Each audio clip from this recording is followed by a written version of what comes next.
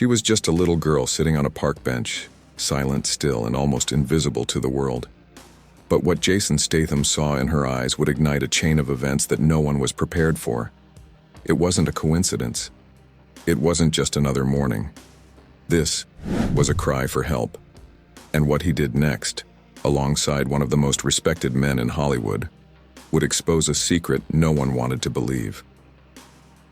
Before we begin, if you believe every child deserves to be seen, heard, and protected, subscribe to this channel right now, because stories like this can't stay silent anymore. The morning sun had just begun to break through the smog-veiled skies of Santa Monica, casting soft beams of light across the boardwalk. The city was waking up slowly, unaware that something hidden in plain sight was about to shift the course of 2 lives and save another. Jason Statham's footsteps were rhythmic, sharp against the wooden planks. He wasn't running from anything, not anymore. These early jogs had become his sanctuary, a place where thoughts quieted and instincts sharpened. His breath was steady, movements calculated, not a beat of sweat wasted, not a motion without purpose. Just ahead, a familiar figure strolled with measured grace, not jogging, but simply moving. Morgan Freeman. He had his own reasons for being there, reasons that went deeper than a morning walk. There was a calmness to his stride, but a depth in his eyes that hinted at a life full of stories, some told, some buried. The 2 men often crossed paths in this slice of dawn. They didn't always speak. They didn't need to. There was a mutual respect between them, silent but solid, like twin wolves from different forests, one built of steel, the other of spirit. But that morning wasn't like the others. Jason's eyes locked on something, no, someone sitting on a bench just ahead, a young black girl, alone. No older than 9, maybe 10. She wore a pale yellow dress that fluttered in the breeze, her hair braided neatly, shoes slightly scuffed. Her posture, however, didn't match the serenity of her surroundings. She was frozen, rigid, as if fear had poured concrete into her spine. Morgan saw her too.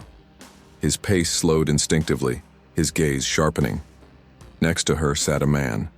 Large frame, dark coat, sunglasses even though the sun had barely risen. He held an open newspaper, but his eyes weren't reading. They were watching. Not the world, just her. Jason didn't need to exchange words with Morgan. He already felt it in his gut. That quiet alarm, the kind that had kept him alive too many times to ignore. The energy around that bench wasn't right. It was suffocating. The little girl's hands were folded in her lap, unmoving. Her shoulders were stiff. She didn't fidget, didn't look around. Her eyes, however, were open, wide and searching. She wasn't distracted. She was waiting, watching, hoping someone would see what nobody else had noticed. And then, she moved. It was subtle, almost invisible, but not to Jason, not to Morgan. She curled her thumb into her palm, then slowly wrapped her fingers over it, forming a tiny, trembling fist. Jason's heart skipped. That was the signal. He had seen it before, in PSA campaigns, in police briefings, in documentaries about missing children. A hand gesture used in silence meant for situations where screaming would only make things worse. A cry for help, made by hands too small to fight. Morgan stopped walking. Jason slowed to a jog, breathing heavier now, but not from exertion. It was something else. Something primal. The kind of breath that comes when the body prepares for a confrontation it hasn't yet defined. The man beside the girl shifted slightly. He closed his newspaper. Slowly, deliberately, then reached down and gripped the girl's wrist. Not harshly, not enough to attract attention from a stranger passing by. But it was the kind of grip that said, "Don't even think about running." The girl didn't flinch. She rose quietly when he tugged. Her face remained blank, but her eyes, they screamed. Jason came to a full stop, his fists slowly clenching. Morgan, just behind him, exhaled deeply, his shoulders squaring with a silent resolve.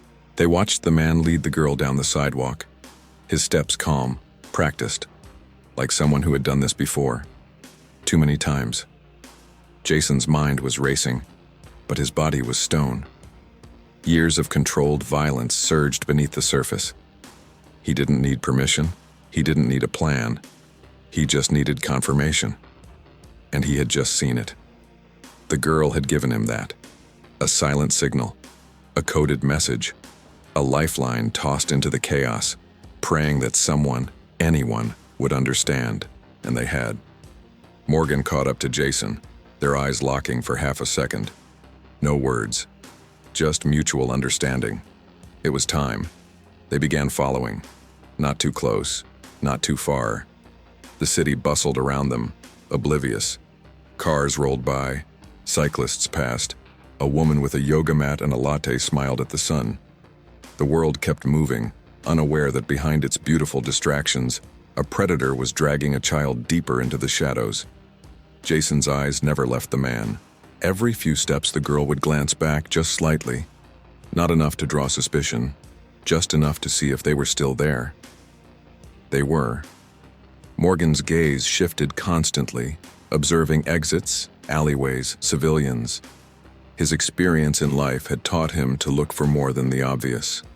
And something about this man's posture, the way he occasionally looked over his shoulder, hinted at one thing. He wasn't just a random creep. He was someone who knew how to vanish. The man turned down a quiet street. Less foot traffic, more parked cars, fewer witnesses. Jason's pace quickened. So did his heart. Every instinct inside him screamed that this wasn't just a one-off situation. This was something organized. Something worse. Morgan placed a hand on his own chest briefly, steadying his breath. Then they rounded the corner. Ahead, the man stopped by a bus stop. The girl didn't say a word, didn't fidget. Her silence was the loudest thing on the block. The bus arrived seconds later. Jason watched as the man pressed his hand on her shoulder and guided her inside. The door hissed shut. Jason and Morgan exchanged one final look. They knew what had to be done. They stepped aboard the bus together. No announcements, no confrontation. Not yet. They were in the lion's den now. And the girl was still signaling. Not with her hands this time, but with her silence. As the bus rolled forward, the girl stared blankly ahead, her body frozen. But from the corner of her eye she saw them, Jason and Morgan, quiet, watchful, ready. For the first time that morning, her shoulders dropped just slightly. She knew she wasn't alone anymore. The engine of the bus hummed softly, barely loud enough to compete with the city's noise outside. Inside, the atmosphere was deceptively mundane. Half-empty seats, sleepy passengers, the gentle swaying of the bus as it weaved through early morning traffic. But for Jason and Morgan, every second ticked like a bomb waiting to go off. Jason sat near the rear in the aisle seat, his body angled just enough to keep the man and the girl within his periphery. His breathing was controlled, but beneath the calm was a storm. His mind analyzed everything, the man's posture, the position of his hands, the frequency with which his head turned. He wasn't relaxed, he was calculating. Morgan took a seat closer to the middle of the bus. He didn't look back. He didn't need to. He felt the weight of the moment in the air, thick, pressing, like the quiet before a thunderstorm. His fingers tapped slowly on his knee, not from nervousness, but from focus. The girl sat against the window, her face turned slightly outward. Her hands were folded in her lap, fingers interlocked, motionless. She didn't look at the man. She didn't look at Jason or Morgan. She didn't look at anything, really. Her body had gone still, like prey pretending to disappear. The man beside her had one arm resting over the back of the seat, but his posture was anything but casual. His eyes scanned every movement on the bus, every rustle, every change in tone. He wasn't nervous. He was prepared, and that made him dangerous. Jason's jaw tightened. The memory of her signal flickered again in his mind, replaying like a flare in the dark.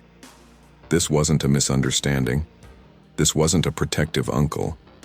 This was something else, something darker, A woman near the front scrolled through her phone. A man in a paint-stained uniform stared at nothing. A teenager in the back nodded to music only he could hear.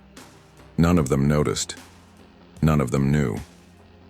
That was the danger, Jason thought.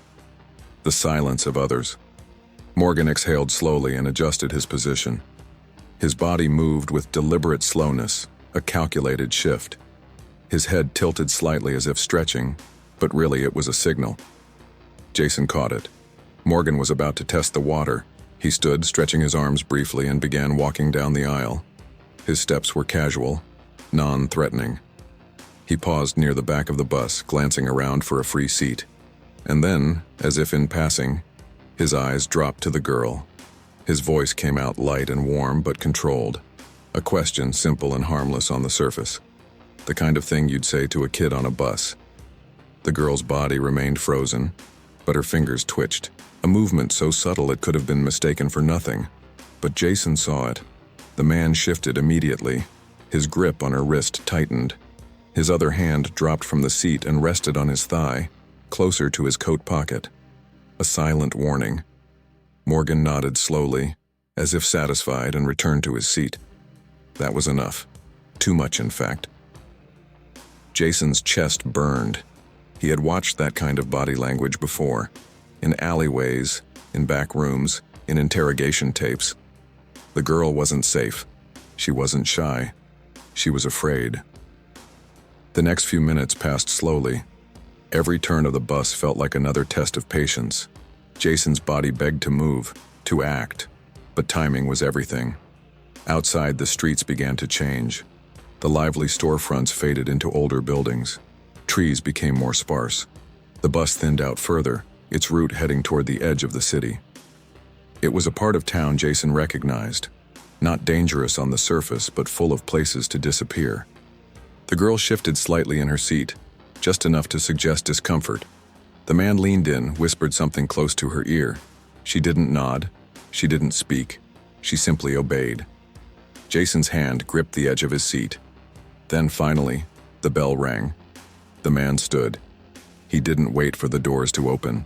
He tugged the girl to her feet and moved toward the exit with calculated urgency. His body shielded hers, almost like a curtain blocking light. Jason stood too. Morgan followed. The bus hissed to a stop. The doors opened. The man stepped off with the girl clutched by his side. Jason and Morgan exited seconds later. They didn't follow closely, not yet. They stayed a block behind, pretending to walk casually, but their focus was razor sharp. The man turned down a quieter street, fewer people, less visibility.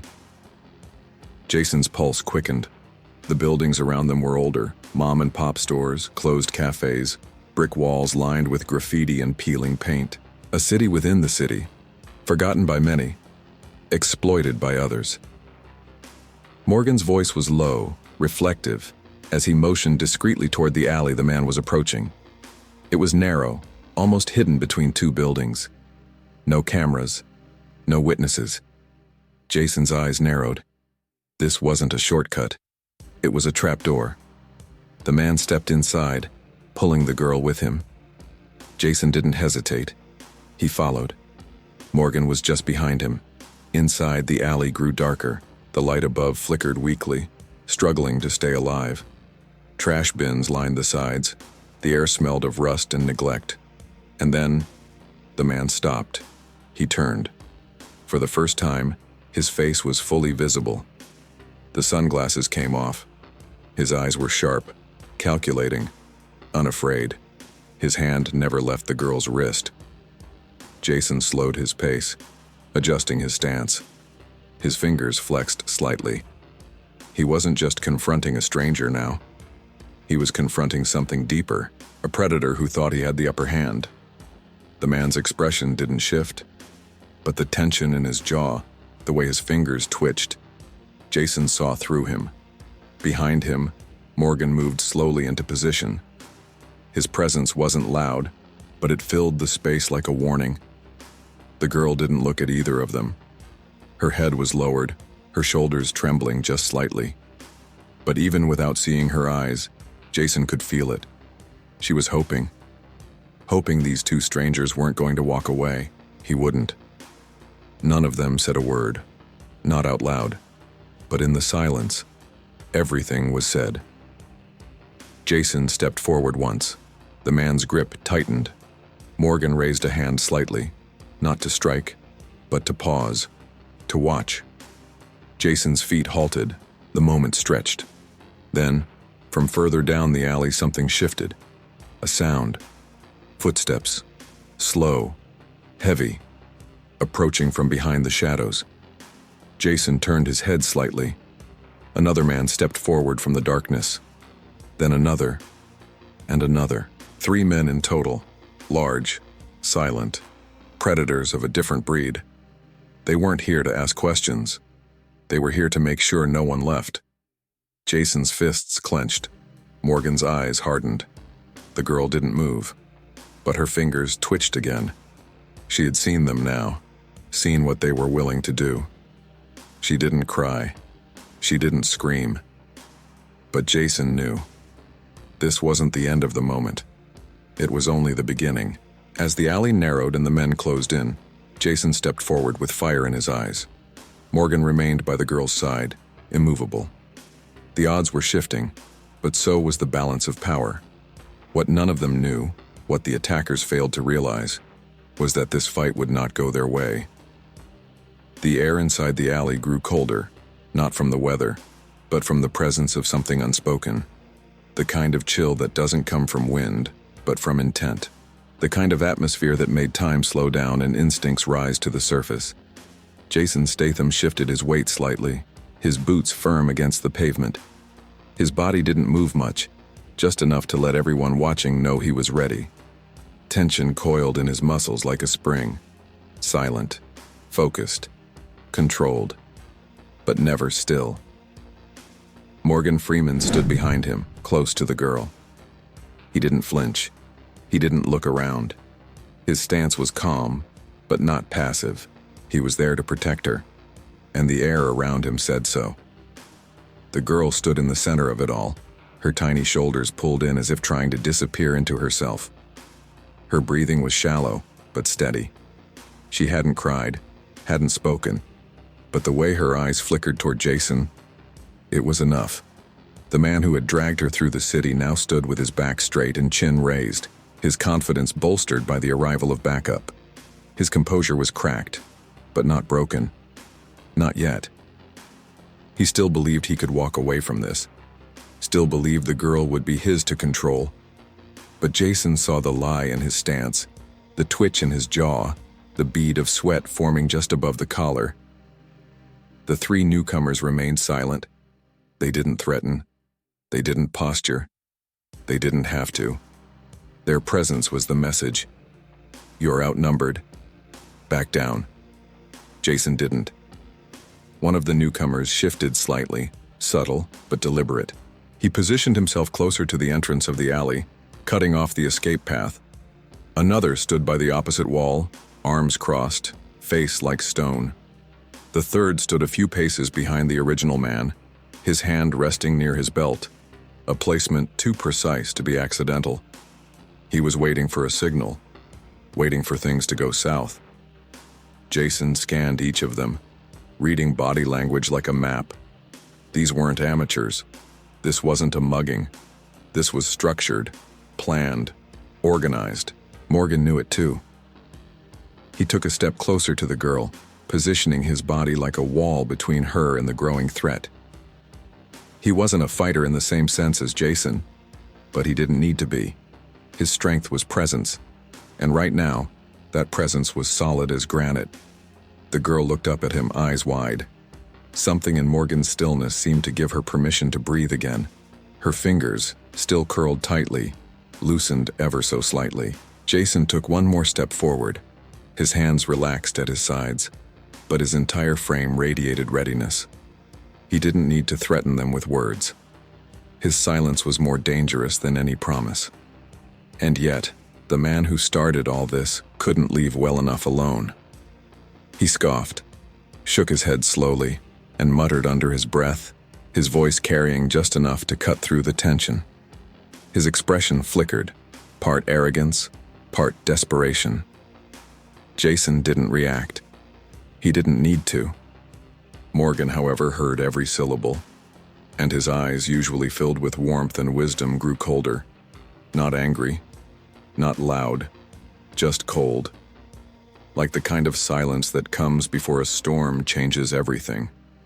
The girl trembled again. Jason shifted his gaze to her, slowly crouching just a bit. Not enough to appear submissive, but enough to come closer to her eye level.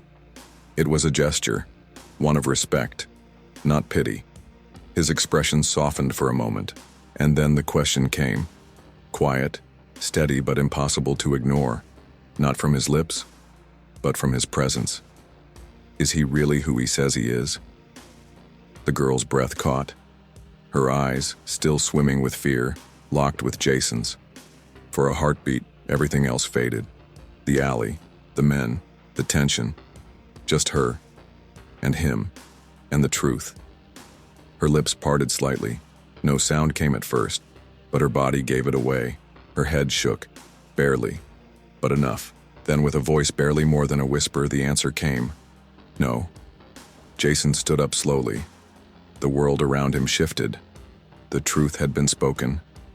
And now, everything would change. The man cursed under his breath, his mask of control finally cracking. He yanked the girl's arm, trying to pull her behind him. Jason stepped in, fast, firm, his hand locked onto the man's wrist, prying it away from the child with surgical precision. The girl stumbled back into Morgan's arms. She didn't resist. She didn't question. She just let go of the fear, of the tension, of everything that had held her in place for so long. And that's when the other men moved. The first attacker lunged forward, a brute of a man aiming a wide, clumsy punch toward Jason. But Jason didn't dodge. He intercepted. One swift move. He caught the man's wrist midair and twisted.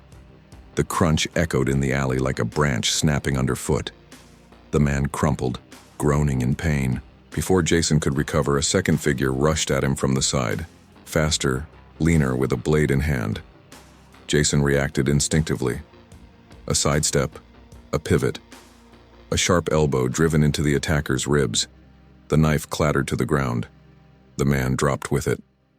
Morgan backed up with the girl, moving her behind a pile of crates. Not ideal cover, but better than nothing. He knelt beside her, shielding her as best he could. She looked at him, eyes still wide. He gave her a single nod, a silent promise. You're safe now. The third man reached for his coat, and Jason's senses went red. A gun. Time seemed to bend. Jason charged forward faster than thought. The weapon emerged, but not fast enough. Jason slammed into the man with brutal force, driving him backward.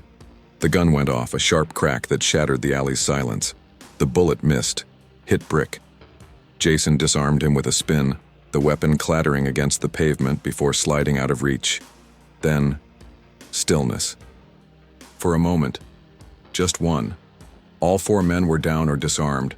The original predator, the one who had taken the girl, stood frozen, his breathing heavy, his confidence gone. Jason stepped toward him slowly, deliberately. The man's knees faltered, his hands twitched, his body screamed retreat, but there was nowhere to go.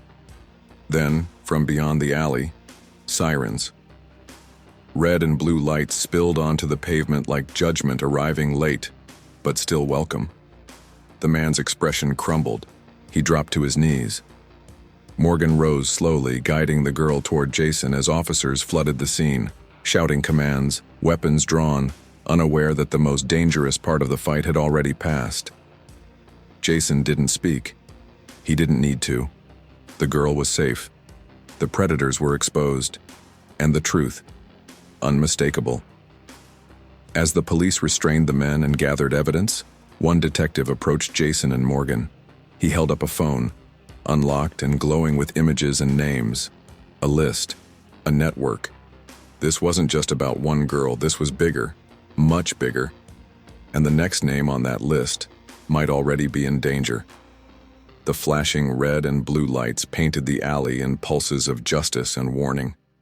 Shadows retreated into corners, swallowed by the intensity of the scene. Police radios crackled. Orders were shouted. But amidst the controlled chaos, Jason and Morgan remained still. They stood like pillars, not just witnesses, but part of the structure holding the moment upright. Jason's knuckles were scraped. A faint cut traced his forearm. He didn't feel the pain. Not yet.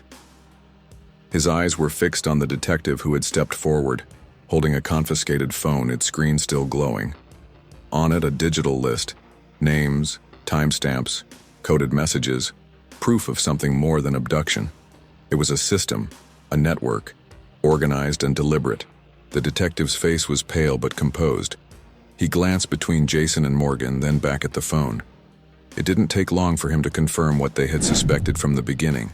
The man who had taken the girl wasn't acting alone. He was part of a larger, hidden operation. Morgan's face remained unreadable, but Jason saw it. The storm beneath the surface. The slow burn of realization that this wasn't just about being in the right place at the right time. It was about what they were now tangled in. The girl clung gently to Morgan's side. Her hands were still shaking, but her breathing was steadier now.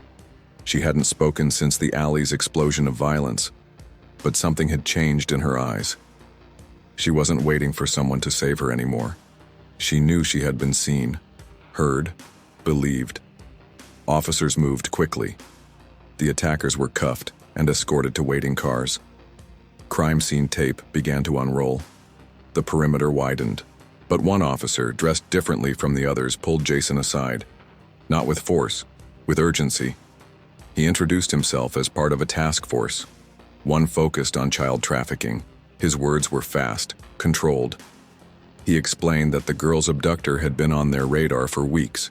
They just hadn't been able to pin him. Until now. Jason asked nothing. He simply listened, nodding once when necessary. Morgan joined him, and the detective continued. The phone retrieved from the man contained coordinates, photos, messages, enough to crack open more than one door. One of those doors was only 2 miles from where they stood. A safe house, a location used for temporary holding before children were moved again. Jason's fists clenched. His instincts screamed to move. But the officer cautioned, "You've already done enough." Jason said nothing, but his silence wasn't agreement. It was restraint. The girl was gently guided into the back seat of a patrol car. A blanket was wrapped around her shoulders. She glanced back at Jason and Morgan. Her lips trembled, not from fear, but from something she hadn't felt in a long time. Safety. She raised a hand slightly, unsure of how to wave, unsure if she even should. Morgan placed a hand over his heart and gave her a slow nod. Jason, eyes steady, returned the gesture.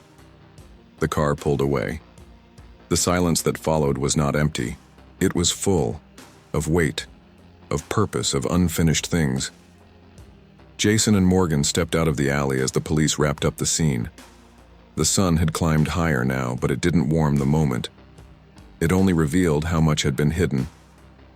They walked in silence for blocks, not out of shock, but out of thought. Everything they'd seen, everything they'd done. It wasn't random. It wasn't isolated. This wasn't over, not by a long shot. Morgan stopped near a bench, sitting down slowly. He exhaled deeply. Jason remained standing, staring down the street. Cars passed, people walked. The city pulsed, unaware that something had just been cracked open. Then Jason's phone buzzed. Unknown number, no message, just a photo. A child, not the same girl. A different one. A boy this time, young, vulnerable. On the back of the image, an address. Jason showed it to Morgan. No words were exchanged. They didn't need to ask who sent it, or why. The answer was already in their bones. That evening, Jason sat alone in his apartment, the walls around him quieter than usual. The weight of the day pressed on him, not as trauma, but as truth. Some things once seen cannot be unseen. Some signs once recognized never fade. He thought of the girl, the way she made the signal, the way she held herself together when everything else was falling apart. He thought of how easy it would have been to miss it, how many others already had. On the table before him, lay the printed photo, the new child, the new address, a silent invitation, or maybe a challenge. Morgan arrived shortly after, stepping into the room with the kind of quiet that didn't require knocking. Jason didn't look up. He just passed him the photo. Morgan studied it, then nodded once. No plan, no team, just them. The next day, before the sun rose, they moved. The location was different. A warehouse on the edge of the industrial district, faded paint, rusted doors, broken cameras, but inside Jason could feel it. Something wrong lived there. They didn't go through the front. They moved around the side, slipping into shadowed gaps, avoiding windows, like ghosts with purpose. Jason's footsteps were silent, calculated, measured. Morgan's presence behind him was steady, focused. They reached a side door. It was unlocked. Inside, the air was heavy, stale, still. They entered cautiously. The room was bare, too bare. Nothing but a table, a single chair, and a stack of flyers pinned to the wall. Jason approached the wall. He saw the faces, dozens, boys, girls, names scribbled beneath photos, some crossed out, others still marked as pending. Morgan's breath caught quietly behind him. Not audible to most, but Jason heard it. He turned slowly. There was movement in the hallway beyond. Footsteps. Not one, not two, several. They had been seen. Jason's eyes narrowed. They didn't run. As figures began to flood the corridor, Jason rolled his sleeves, his eyes locked on the first silhouette to appear. This wasn't about escape. Not anymore. This was a confrontation. Of systems. Of silence. Of monsters who thought the world wasn't watching. But now, Jason and Morgan were here, and they weren't backing down. The hallway stretched before them like a tunnel to the unknown, dim, narrow, and lined with flickering overhead bulbs that hummed like dying memories. Footsteps echoed toward Jason and Morgan, uneven and unhurried. Whoever was coming wasn't rushing. They believed the men in the hallway were already cornered. But they were wrong. Jason stood still, his body motionless but ready, like a stone balanced on the edge of a cliff. Morgan, standing just behind him, was silent. Not because he lacked fear, but because he'd long ago learned that silence is more powerful than noise when the storm is near. The shadows at the far end of the corridor shifted. Figures emerged. 3 at first, then 4, dressed plainly, no uniforms, no insignias, but they carried themselves with confidence, the kind built over years of getting away with things they shouldn't. Jason scanned their movements, reading their confidence like a code. These were gatekeepers, men who didn't ask questions, men who opened doors for others but kept them shut for victims. Morgan stepped forward, just once. A silent act of resistance. One of the men reached for something in his waistband. Too fast, too sharp. Jason moved. It didn't look like much, just a blur.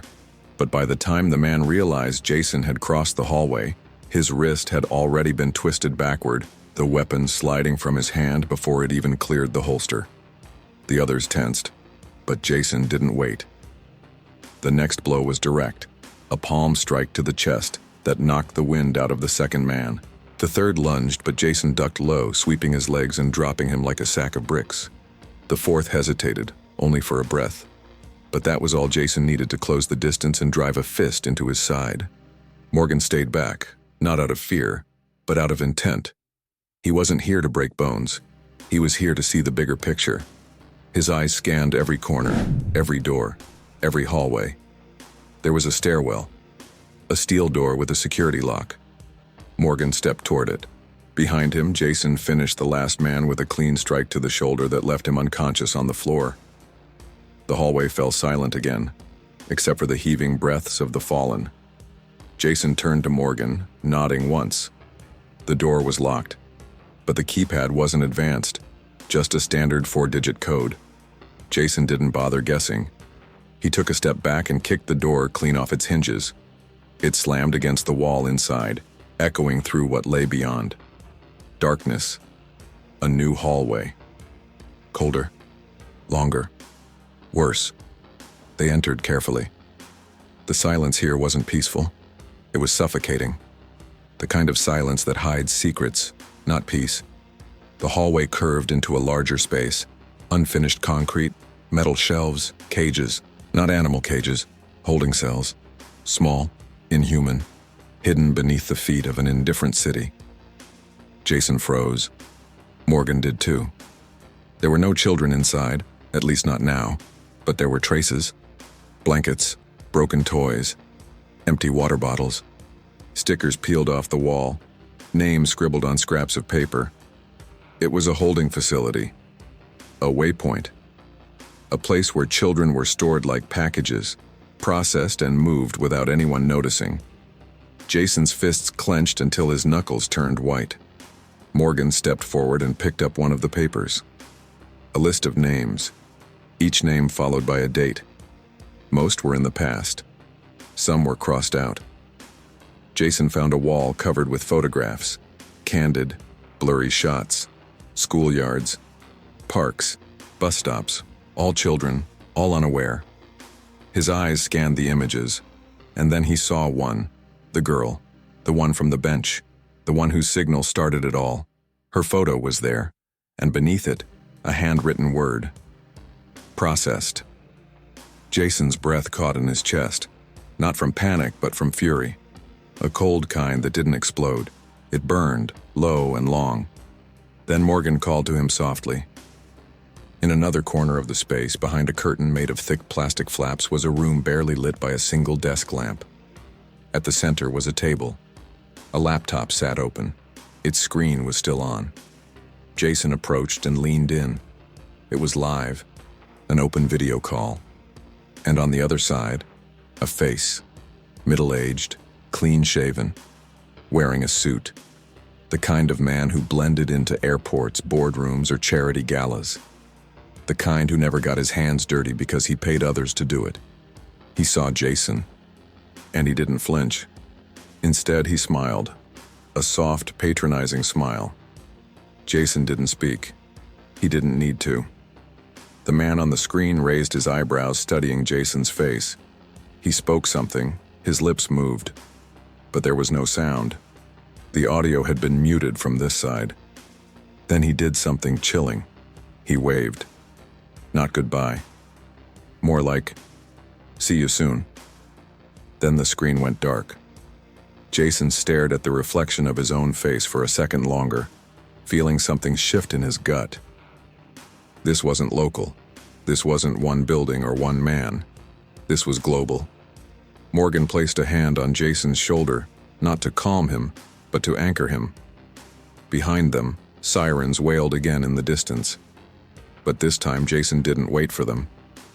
He picked up the laptop, the hard drive, the documents, evidence, the real kind. They exited the building just as unmarked black vehicles pulled up. Federal, not local cops. Suits stepped out, moving fast. One flashed a badge. Another asked questions Jason didn't answer. Instead, he handed them the laptop, then turned away. Morgan followed. They had done what they came to do, but it didn't feel finished, not even close. Back at the apartment hours later, Jason sat in silence. His body ached. His knuckles were bandaged. His shirt had blood on it, not his. He hadn't slept. He didn't plan to. Morgan poured him a glass of water and sat across from him. The two men didn't speak for a long while. But when they did, it wasn't about the pain. It was about the list, about the children, about the fact that no one was coming unless someone decided to look. Jason looked at the remaining files they had copied. Names, places, patterns. It was like staring into a machine that processed innocence for profit. Morgan finally broke the silence with a question that wasn't really a question. What now? Jason looked up, eyes tired but sharp. There was still one name at the top of the list. Another child, another signal that hadn't yet been sent.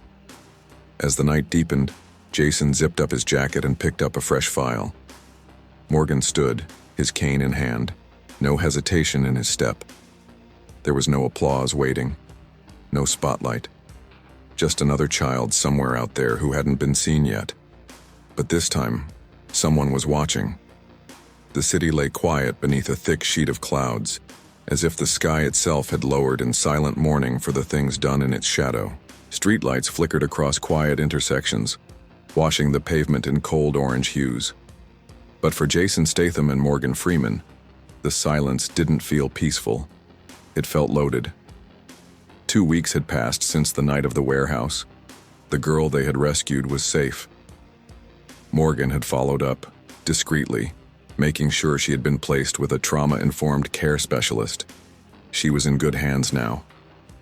But the image of her signal, small, brave, desperate, still haunted Jason's mind. It was a whisper in a noisy world, the kind most people never hear. But he had, and now he couldn't unhear it. The apartment they had used as home base was littered with paper, digital files, maps, string, faces circled, buildings marked, time-stamped photos arranged like puzzle pieces no one else had bothered to solve. Jason wasn't just looking at abductions anymore. He was staring into the machinery of an industry. Children moved like assets. Cities used like terminals. People erased. Morgan stood across the room, slowly sifting through photographs. His age didn't slow him. In some ways, it made him steadier. He had lived long enough to know evil doesn't always wear a mask. Sometimes, it wears a smile. Jason opened the next file, a child named Noah, 7 years old, last seen leaving school in the early evening. His parents had been told he simply wandered off. But Jason had read the surveillance footage. Noah didn't wander. He was led. The man from the video hadn't been found. Until now. Jason had spotted him, in the background of another photo. Not clearly, but enough. It was a diner, in Glendale. That was where they would go next. The following morning, they moved without announcement. Jason wore a simple hoodie. Morgan, his usual long coat. Nothing flashy. Just two men walking through the city. But every step was measured. Every look calculated. The diner sat off a quiet road, away from heavy traffic. Nothing about it stood out, which is exactly what made it perfect for people who didn't want to be seen. They entered just after opening. The booths were mostly empty. A waitress wiped down menus.